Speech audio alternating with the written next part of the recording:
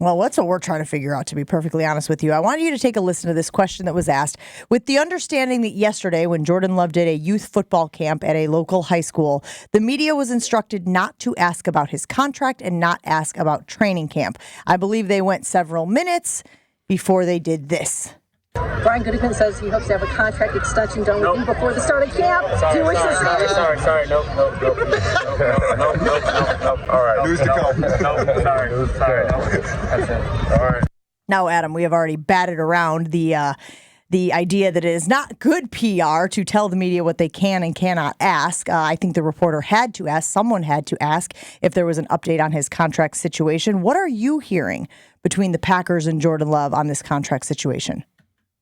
Well, the Packers veterans report to camp on Sunday. That is the day that they report, which means they're on field next week. And I think that the two sides continue to talk. And I think that eventually they're going to figure out a way to get this done. I don't know that they are close to making it happen right at this moment.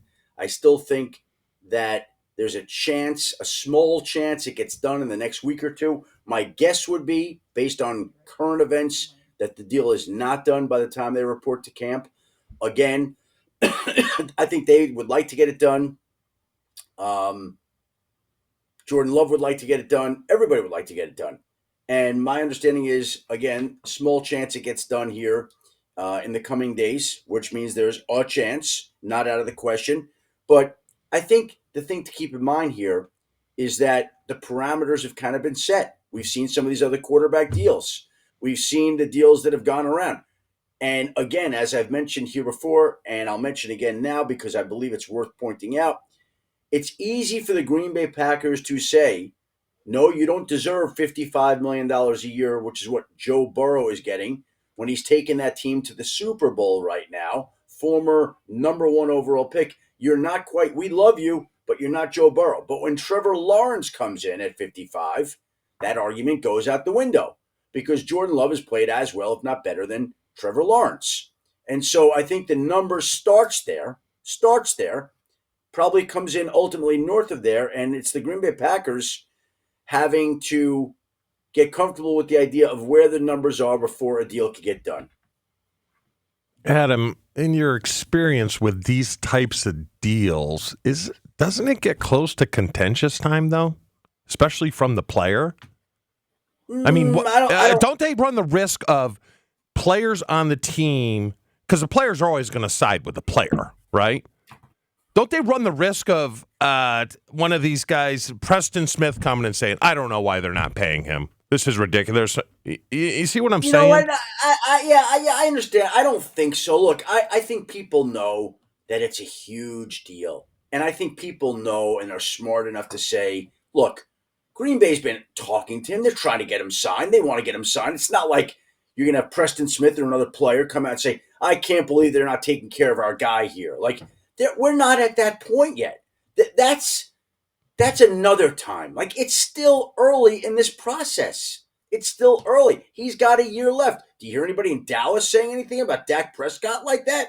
Do you hear anybody in Miami saying that about, like, it's not really an issue. And I also think, and Chewy, you could answer this, I think players' business is players' business. Yeah. I don't think that comes up anymore amongst other players. You don't get other players talking out generally on other people's business. Okay? If it becomes prolonged and it becomes personal and it becomes an issue, yes, that could happen.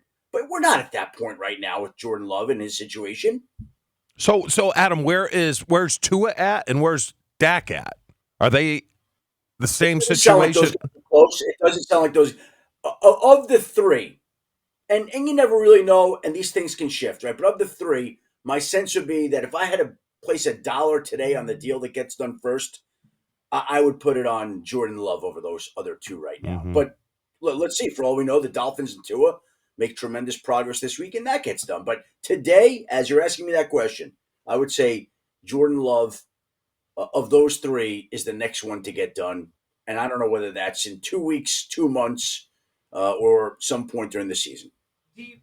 Do you sense, Adam, through the conversations you've had, that this is more just the money and the AAV and the guarantee, or are there other things that maybe they want to put in the contract that could also be slowing this down? This is a money issue. This is a money issue, of course, like almost every negotiation, and it's figuring out the guarantee.